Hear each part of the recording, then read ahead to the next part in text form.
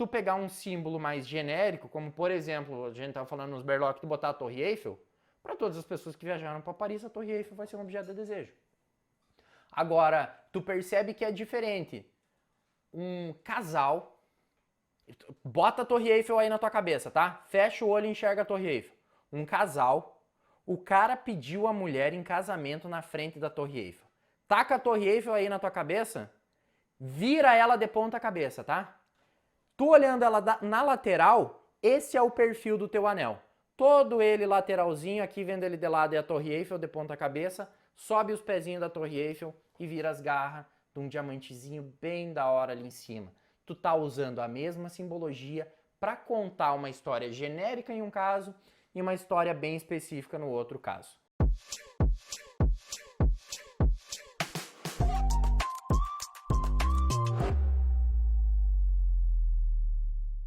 O que é a carta de vendas? É toda a estrutura que tu precisa para se comunicar com o teu cliente ou com o teu público, quando tu tem vários clientes que podem comprar aquela peça, aquela joia, aquele produto, de uma forma que tu comunique com o emocional desse teu cliente.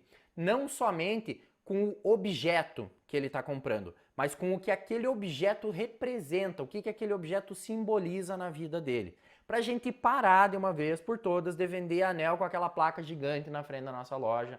Aliança sem solda, R$350 o grama. Acabou isso aí. A gente vai vender joia com símbolo, a gente vai vender joia com significado, a gente vai vender joia com o que bate no emocional do nosso cliente. E para isso a gente vai aprender o passo a passo para criar uma carta de vendas. E perceba que eu falei na carta de vendas antes do projeto no Rinoceros. Por quê? Porque tu precisa. Antes de tu pegar um produto para vender, eu sou o louco dos produtos, eu compro e vendo, eu tenho meu site, eu faço e aconteço, eu sou vendedor.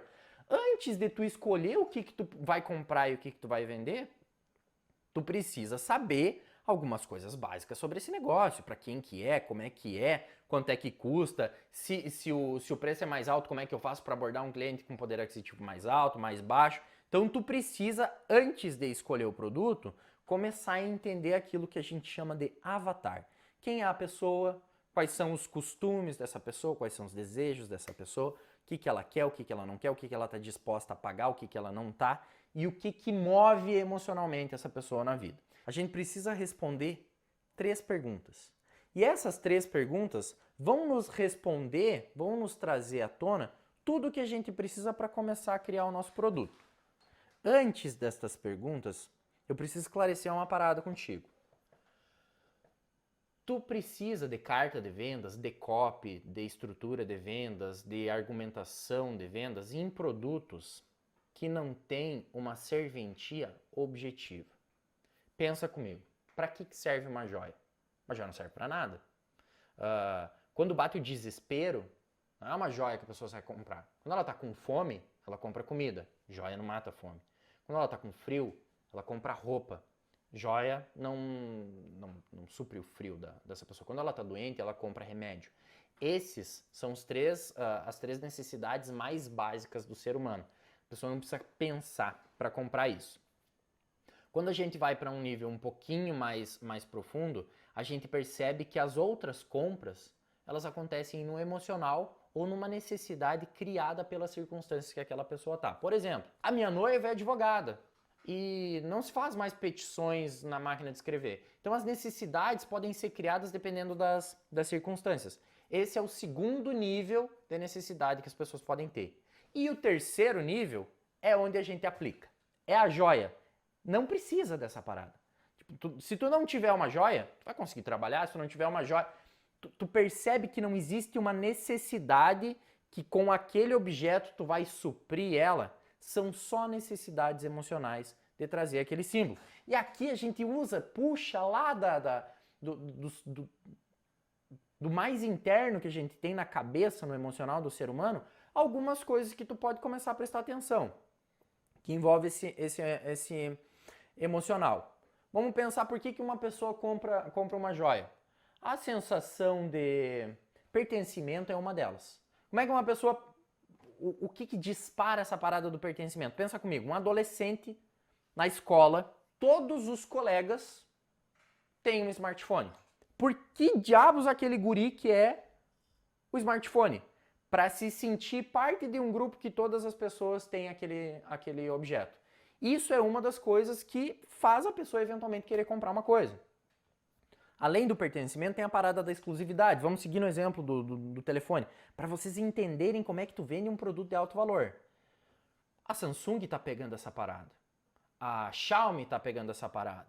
Todas essas empresas comuns de telefone estão pegando essa parada. A pessoa quer pertencer àquilo, quer fazer o que todo mundo está fazendo, ela vai lá e compra um telefone. Aí vem, além dessa sensação de pertencimento, tem o da exclusividade. E o da exclusividade, muitas vezes a gente faz aquela analogia na joalheria, a joia feita à mão é joia exclusiva. Se o cara consegue ir num outro Orives e ter uma joia feita à mão parecida com aquela, mais ou menos na mesma faixa de preço, não bate a sensação da exclusividade. A sensação da exclusividade não é um produto que só existe um.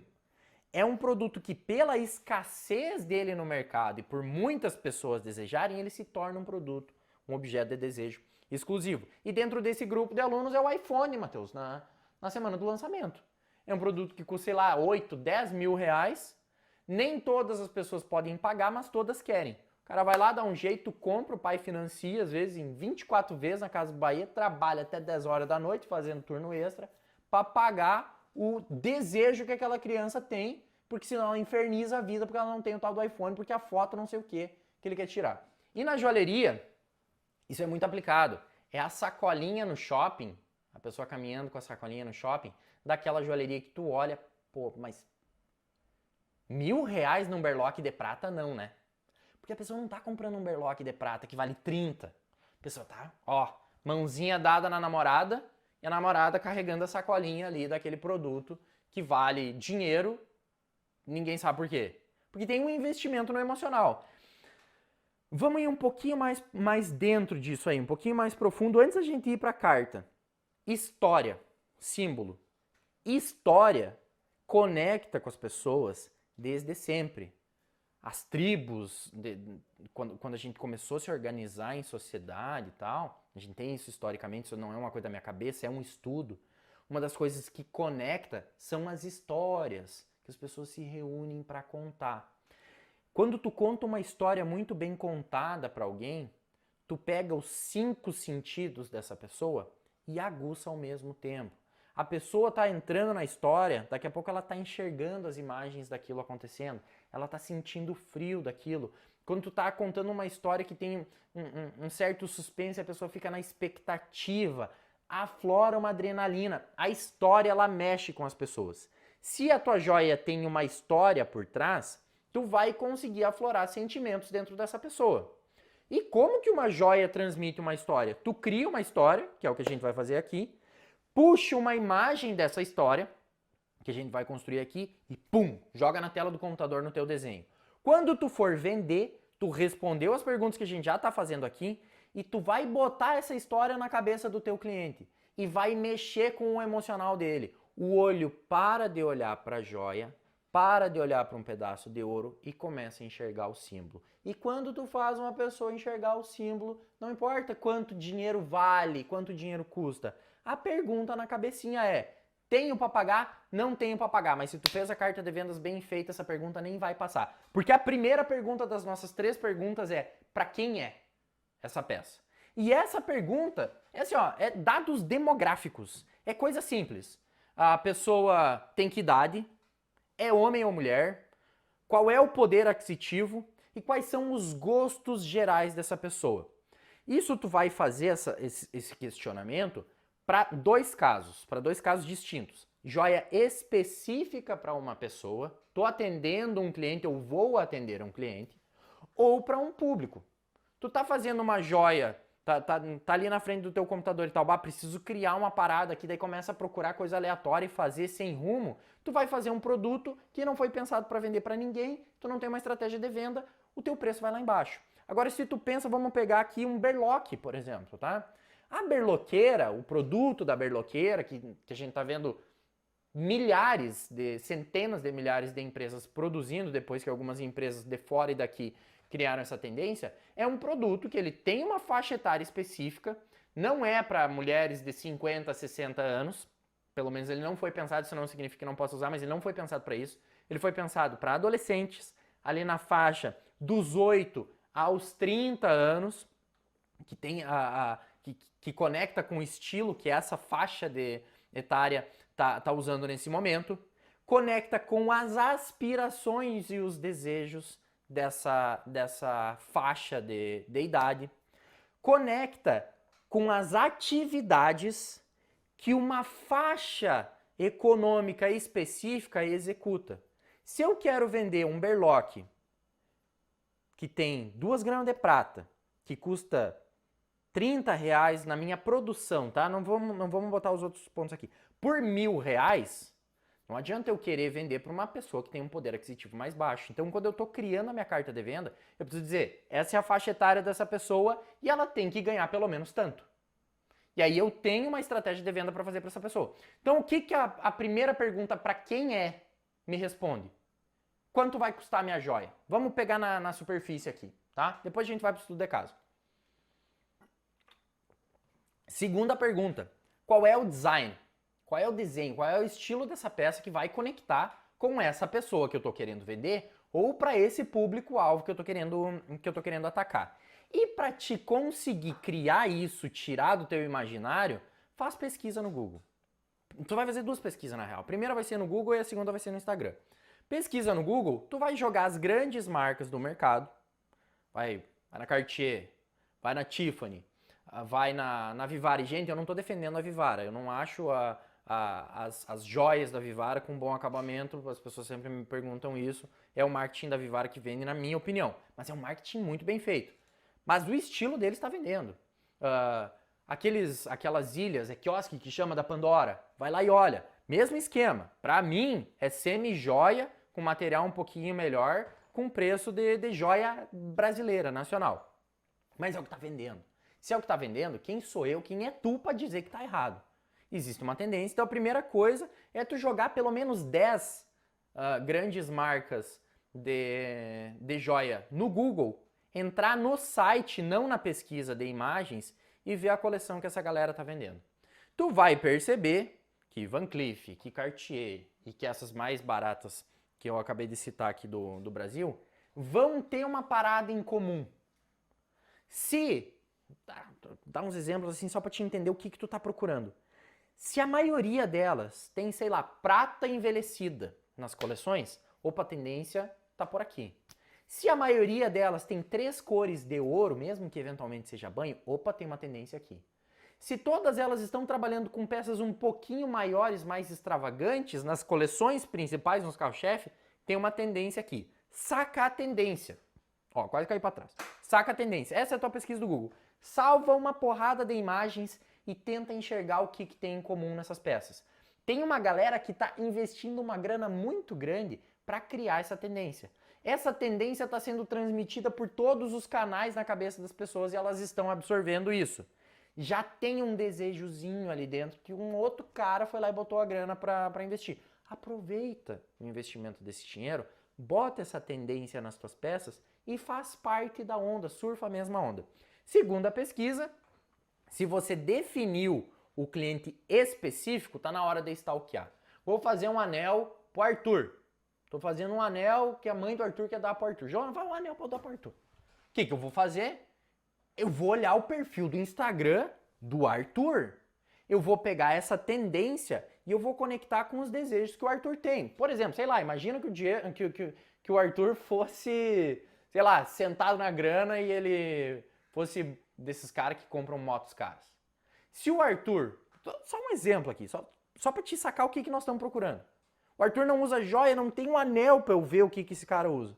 Se o Arthur tem uma Harley Davidson, veio na tua cabeça nesse momento um cara que tem uma Harley Davidson, a jaqueta que esse cara usa, a barba que esse cara usa, o estilo que esse cara tem. Veio na tua cabeça um estilo de consumo. E o cara que tem uma Harley Davidson, ele veste a camisa da parada. É um estilo. Se o Arthur é motoqueiro e dentro dos desejos dele, dentro das fotos dele, ele tem uma Kawasaki Ninja. É o oposto, né? É totalmente diferente. Tem uma Kawasaki Ninja, eu percebo que o estilo do Arthur é totalmente diferente. E tem uma, como é que é? Tem um amigo nosso que é o Renan, que tem uma BMW, que é totalmente diferente. Parece a moto, o cara anda mais de pé, para ser um negócio mais confortável. O negócio do cara é ser mais aventureiro. Então nessas coisas tu começa a perceber qual é o estilo que tem que ter nessa joia. Com essas duas perguntas não, com essas duas pesquisas e com essas duas perguntas tu já matou qual é o preço, qual é a faixa de preço, quais são os materiais que tu vai aplicar e qual é o estilo da joia que tu vai definir. E aí vem a terceira pergunta, a pergunta mais matadora é qual é a história. O que eu quero pegar da essência desse público ou da essência dessa pessoa e botar nessa joia. E como que isso funciona? Se o Arthur é um motoqueiro, muito louco por moto, e a moto dele é a moto tal, daqui a pouco eu posso ir lá, fazer um negócio muito específico, ver o motor da moto que o cara tem, no motor tem uma peça específica, daquela peça eu trago a imagem para o meu anel, boto de alguma forma aquilo ali que não seja tão escancarado para não ficar uma joia brega e tá feita a joia pro Arthur. Uma camada mais simples, tá? Agora imagina que o Arthur, ele, sei lá, ele é piloto de kart, saca? O Arthur é piloto de kart. Mas não é um cara que, foi lá em Porto Alegre, na nossa capital, que entrou num shopping lá, que tem uma, não sei se é em cima, ou se é embaixo, mas tem um andar inteiro que é uma pista de kart. Então ele ia lá, pagava um dinheiro e andava de kart. Não. O pai do Arthur, quando o Arthur era criança, levava ele nas corridas de kart. E ele se apaixonou por aquilo. Só que sempre que o Arthur mete o rabo dele num banco de um kart e anda naquilo ali, ele conecta com a história com o pai dele. Tu trazer o kart, a simbologia do kart, pra peça, o Arthur vai bater o olho, vai enxergar aquela peça e o emocional dele vai buscar as coisas todas que aquilo conecta emocionalmente com ele. Então a história é o nosso objeto mais importante. Claro que quando tu tá pensando num público mais amplo, tu pegar um símbolo mais genérico, como por exemplo, a gente estava falando nos Berlock, tu botar a Torre Eiffel, para todas as pessoas que viajaram para Paris, a Torre Eiffel vai ser um objeto de desejo. Agora, tu percebe que é diferente. Um casal, bota a Torre Eiffel aí na tua cabeça, tá? Fecha o olho e enxerga a Torre Eiffel. Um casal, o cara pediu a mulher em casamento na frente da Torre Eiffel. Taca a Torre Eiffel aí na tua cabeça, vira ela de ponta cabeça, tá? Tu olhando ela na lateral, esse é o perfil do teu anel. Todo ele lateralzinho, aqui vendo ele de lado é a Torre Eiffel de ponta cabeça, sobe os pezinhos da Torre Eiffel e vira as garras de um diamantezinho bem da hora ali em cima. Tu tá usando a mesma simbologia para contar uma história genérica em um caso e uma história bem específica no outro caso.